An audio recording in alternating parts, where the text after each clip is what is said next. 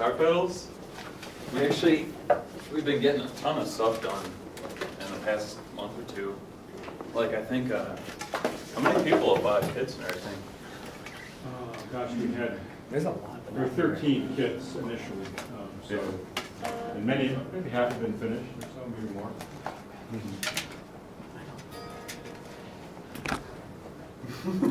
So yeah, anyways.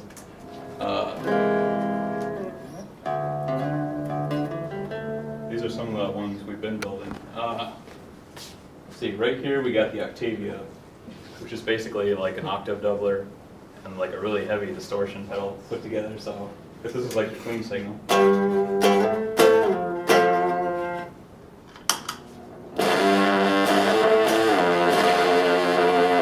Now the thing is, with the Octavia, I think it's because of like the strings physics, or maybe probably just the circuit, I think. But it really only sounds good like up here. Let's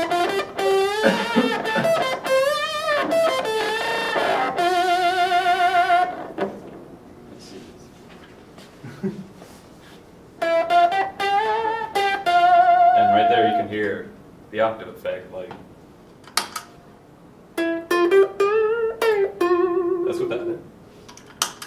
And you're going to have some distortion with the fuzz in there. But you can kind of hear like another tone over top of it that's like really high pitched. So that's that.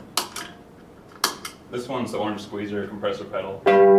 And actually Dr. Wurzba has this as our 302 homework right now, which I should be working on. Do tomorrow. Yeah, I know.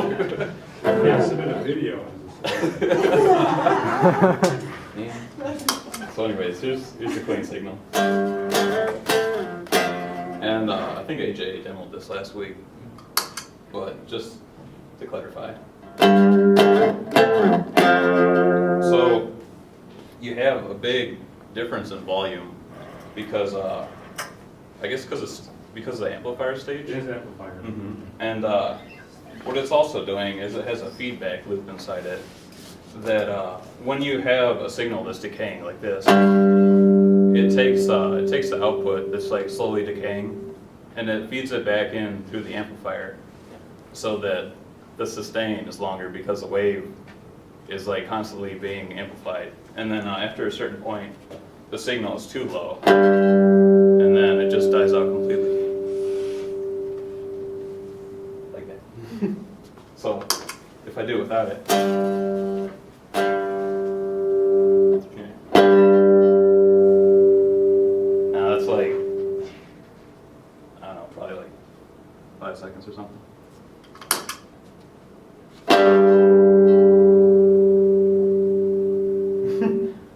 It's kind of hard to tell with the compressor that the sustain is longer, but it is. And it also changes the tone in that it makes it more kind of squash sounding, and that it takes frequencies that are normally rather quiet and kind of brings them in with the more pronounced frequencies, so you actually hear everything like squashed together, I guess is the way to put it. Next we got the Tremolo, which is basically, it's a pedal that does amplitude modulation. So what happens,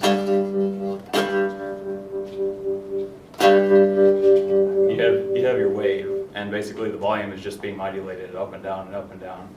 And this one's really cool to see on the scope because you have your signal and you watch it just bounce up and down, and it makes like perfect sense on the scope when you see it. It's on that video, right? Mm-hmm. Yeah, we did our test video Tuesday.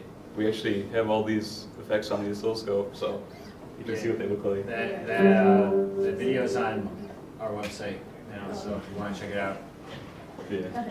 you should know our website. I always like this one because it sounds really pretty.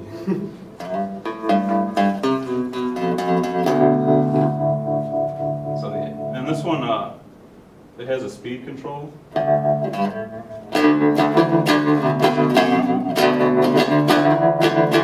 And it has a depth control, which the depth control, it changes how deep it goes, I guess you could say.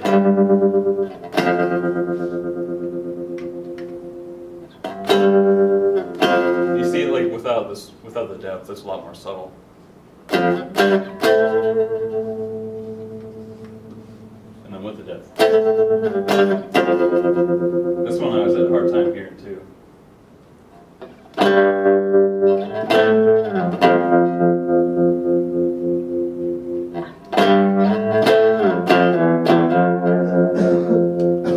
So yeah, that's it. That's the tremolo pedal.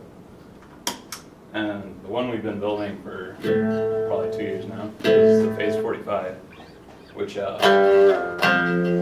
what it does is it takes the original guitar signal and it mixes it with a signal that has it's the original signal put out of phase. It does that change like constantly? It's canceling one tone like every half a second or so.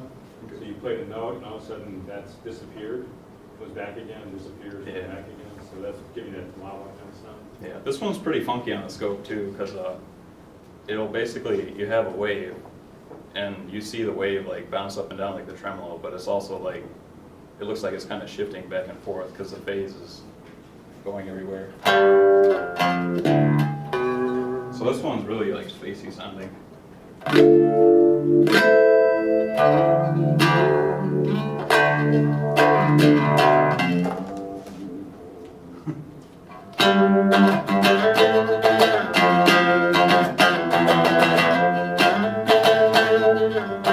And people use it to get like a really watery sound to their guitar too.